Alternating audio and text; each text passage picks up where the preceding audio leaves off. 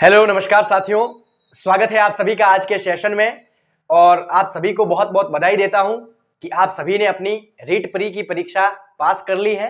और वे साथी मायूस न हो जिनका नंबर कहीं ना कहीं छूट गया, एक दो नंबर से रह गए हैं, तो पहले उन साथियों के लिए कि वे साथी पुनः जुड़ जाए और कमर कस लें, क्योंकि रीट की भर्ती वापस आएगी।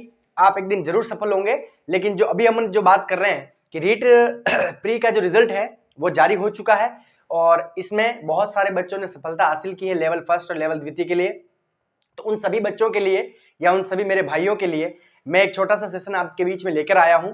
और इस सेशन का मुख्य उद्देश्य यही है कि आज के बाद जहां से रिजल्ट आपने सुन लिया है, क्योंकि इतने दिन आप बहुत दुविधा में थे, कोई चाह रहा था तैयारी करना लेकिन फिर भी नहीं कर पाया इस रिजल्ट की वजह से, तो आज से आप ये तैयारी शुरू करना चाह रहे हैं, तो कहीं कहीं ना कहीं ये सेशन, ये छोटा सा वीडियो आपके लिए हेल्पफुल रहेगा। तो रीट रिजल्ट जारी होने के बाद हम क्या करें? सभी के मन में प्रश्न है। जो पुराने साथी हैं, जो पुराने खिलाड़ी हैं, वे तो लग चुके हैं, लेकिन उनके लिए भी कुछ एक इंपॉर्टेंट बात मैं आपको बताऊंगा। तो वीडियो को पूरा देखें और चैनल पर नए हैं तो सब्सक्राइब करें, लाइक करें, शेयर करें और फैला दीजिए इस वीडियो को पूरे राजस्थान में। चलिए सब मेरे पीछे आप देख पा रहे हैं कि रीट पात्रता रिजल्ट जारी। नेक्स्ट स्टेप आपका क्या होना चाहिए? It is time to thrive. आपको ऊपर उठने का ये समय है। तो आपको क्या करना चाहिए नेक्स्ट स्टेप? तो देखिए सबसे पहले सही सामग्री का चयन। मैं अपने जब से मैंने YouTube चैनल शुरू किया है तब से एक ही बात को बार बार दोहरा रहा हूं कि आप सही सामग्री का चयन करें। इसका रोल कंपटीशन में आज जीतने में या फिर नौकरी लगने में बहुत बड़ा है। तो आप सभी पहले तो सही सामग्री का चयन करें।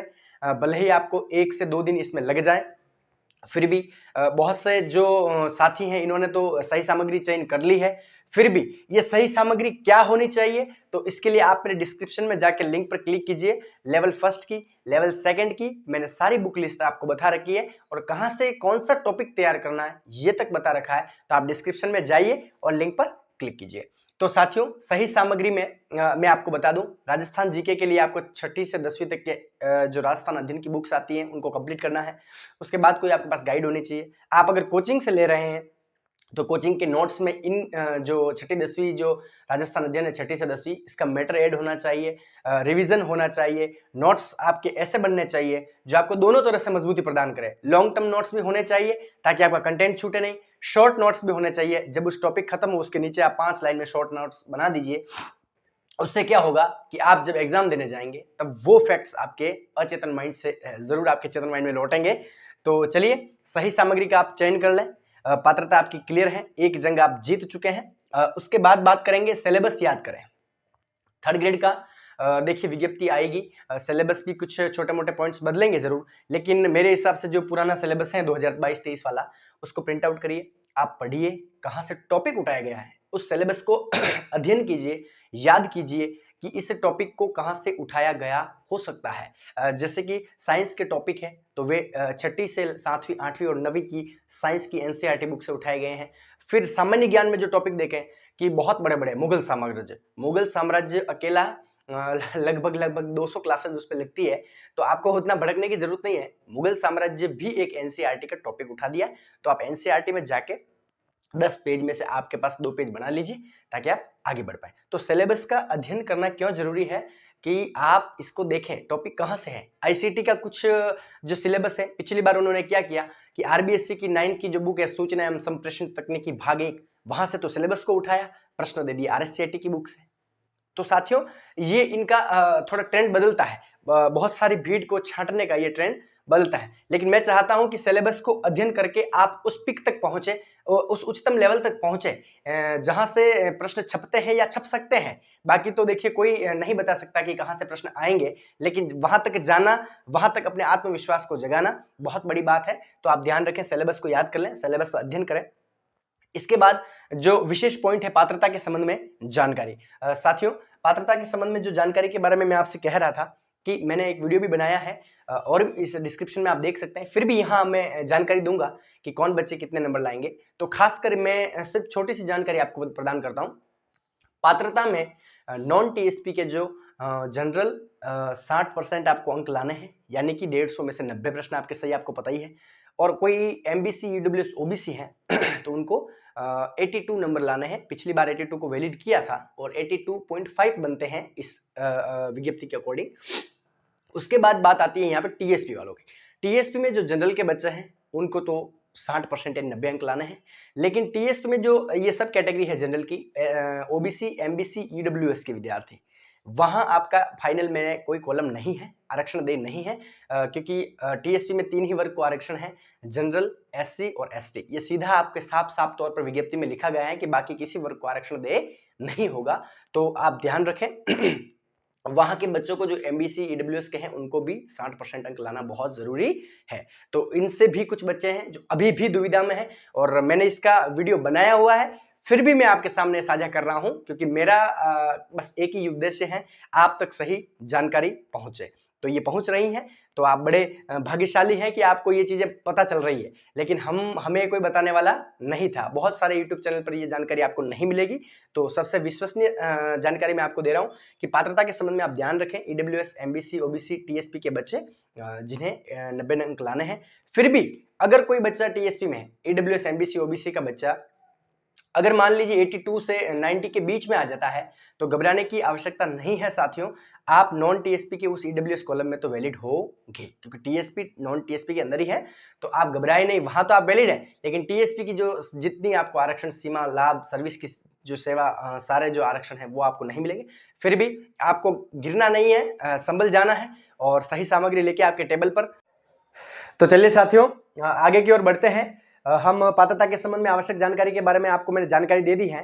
अब अपन आगे की ओर बढ़ते हैं और मैंने एक बार पुनः बोर्ड पर लिखा है, थर्ड ग्रेड परीक्षा जो रीट मेंस अपने बात चल रही है उसको टॉप कैसे करें, है ना। देखिए सारी रणनीति में बुक लिस्ट की, वीडियो की, जितने आपको अप्रोच है, प्रत्येक सिलेबस के उस भाग की अप्रोच मैं आपको बता चुका हूं। लेकिन अब हम चर्चा करेंगे कि आप रीट मेंस में टॉप कैसे करें। तो साथियों सुनकर आप बहुत अच्छा लग रहा है आपको कि टॉप की रणनीति मैं आपको बताने वाला हूं, और निश्चित मान के चलिए अगर आप इस नक्शे कदम पर चल गए तो इस राजस्थान में ऐसा कोई एग्जाम नहीं, या ये रीट का कोई एग्जाम नहीं जो आपको हरा दे। विश्वास करके देखना साथियों। चलो तो टॉप कैसे करें, देखिए रणनीति आपको बता रहा हूं, प्री के बाद की क्या रणनीति होनी चाहिए। सबसे पहले अपन सिलेबस पे चर्चा कर लेंगे कि क्या है। तो देखिए राजस्थान जो रीट में एक बार लेवल फर्स्ट की बात कर रहा हूं, उसी में अपन लेवल 2 को भी जोड़ देंगे, है ना, ठीक है ना साथियों। तो आप देखिए एक बार लेवल फर्स्ट की बात कर रहे हैं, उसके जस्ट तुरंत अपन कौन सी बात करेंगे, लेवल सेकंड के लिए। चलिए तो देखिए इसमें आपके सिलेबस के 4 पार्ट मैंने बनाए, है ना। पार्ट ए में आपके लिए राजस्थान का जीके रह जाएगा, ठीक है साथियों, ओके। फिर पार्ट बी की बात करें तो आपके लिए रह जाएगा कौन साथियों, आरटीई, शैक्षिक प्रबंधन, है ना साथियों। थोड़ा वीडियो लंबा होगा लेकिन आप देखिए बहुत बढ़िया है। उसके बाद आपको आएगा राजस्थान का सामान्य ज्ञान और फिर इसमें करंट आ जाएगा, ठीक है साथियों। उसके बाद अगर अपन पार्ट सी में मैं किसको ले रहा हूं, एक बार थोड़ा लिखने में टाइम लगेगा, मैं ले रहा हूं साइको प्लस शिक्षण विधियां, ओके। और पार्ट डी में मैं सबसे अंत में रख रहा हूं आपके साइको शिक्षण होगी आईसीटी प्लस विद्यालय विषय। थोड़ी राइटिंग साथियों जल्दी लिखा।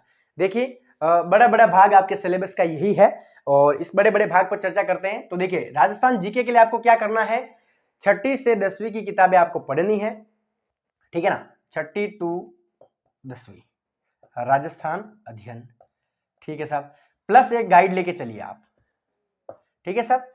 इसका और इसका दोनों कंटेंट मिला के अच्छे से नोट्स बना लीजिए, आप जंग जीत जाएंगे। इन दोनों में से आपके कोई प्रश्न बाहर जाएगा नहीं। पीवाईक्यू की बात अपन सबसे अंत में करेंगे।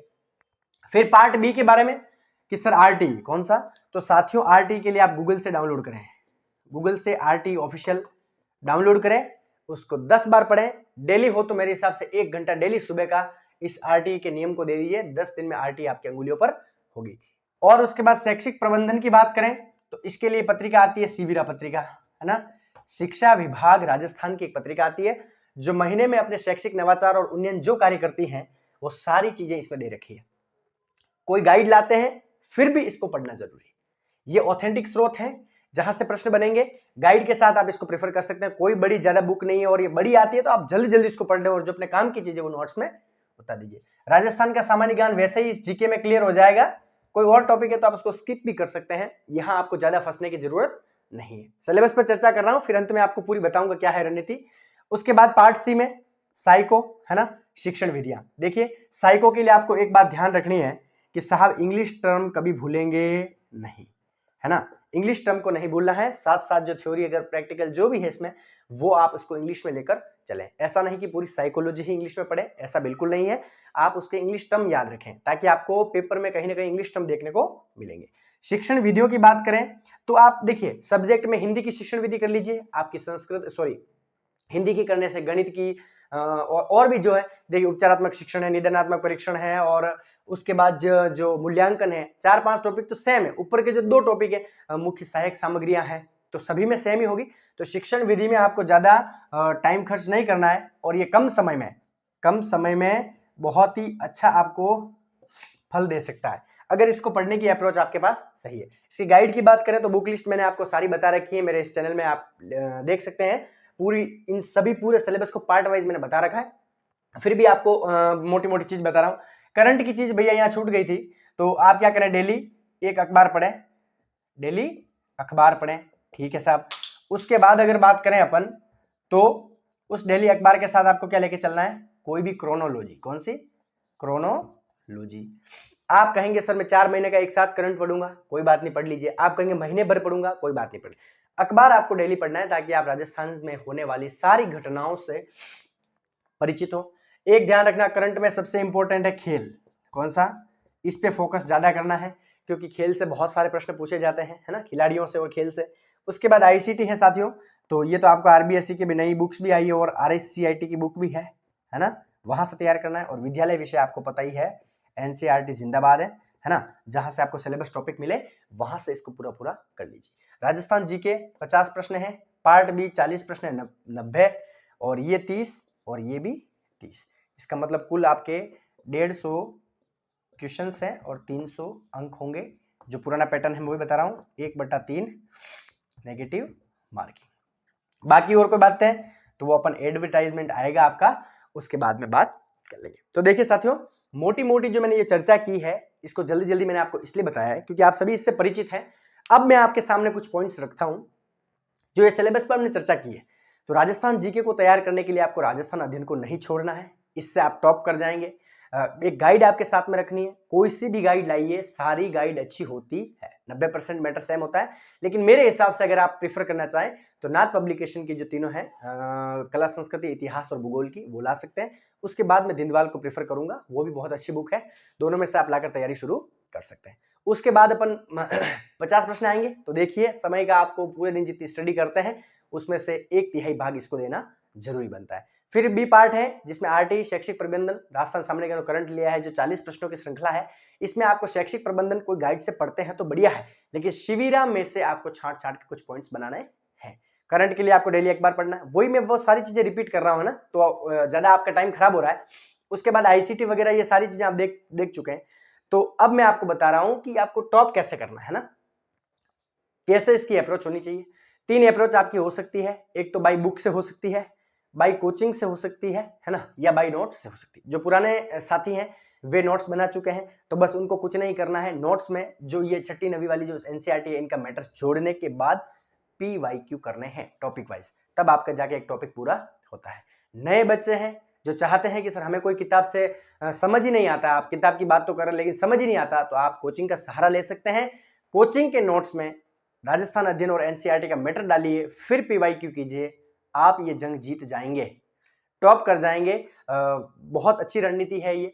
उसके बाद अगर आप बात करें कि सर भाई बुक से ही पढ़ेंगे हम, तो बुक से नोट्स बना लीजिए, उसमें पीवाईक्यू ऐड कीजिए, 6ठी 8वीं का मैटर जोड़िए। अगर बुक आपके पास ऐसी है कि 6ठी से 10वीं वाला जो मैटर जुड़ के आया हुआ है तो आप बहुत भाग्यशाली हैं। तो ठीक है साथियों, इन सारी तमाम चीजों को आप याद रखना, असंभव कुछ भी नहीं है, सारी चीजें संभव ही हैं। और अगला वीडियो मैं आपके लिए लेके आऊंगा कि मेरे कितने अंक हैं, मैंने उन अंकों को कैसे हासिल किया, और उन अंकों में जो बच गए अंक जो मेरे कटे या गलत हुए, उन अंकों में मेरी क्या गलतियां थी। इन सारी विशेष बातों पर हम चर्चा करेंगे आगामी वीडियो में। तब तक के लिए आपको एक ध्यान रखना है, सही सामग्री का चयन करके उस टेबल कुर्सी पर बैठ जाना, क्योंकि आपको पता ही है कंपटीशन का दौर है। पेपर का पैटर्न भी चेंज होगा, नहीं आएगा 2023 जैसा पेपर का पैटर्न बदलेगा। बच्चे वही हैं, पैटर्न बदलेगा। जो थोड़ी सी स्मार्ट स्टडी करेगा वही निकलेगा आगे। और आप सभी को शुभकामनाएं कि रीट को टॉप करने की रणनीति आपको मैं बता रहा हूं और आप सभी टॉप करें। प्रभु से यही इच्छा है कि आप सभी सरकारी नौकरी लगे। और अगर आप कुछ जानना चाहते हैं रीट के बारे में, कुछ नोट्स के बारे में, जो भी आपकी कोई जिज्ञासाएं हैं, तो कमेंट बॉक्स आपके लिए बिल्कुल निःशुल्क है, उसमें डालिए आपका कमेंट, मैं जवाब देने के लिए तत्पर हूं। तब तक के लिए जय हिंद।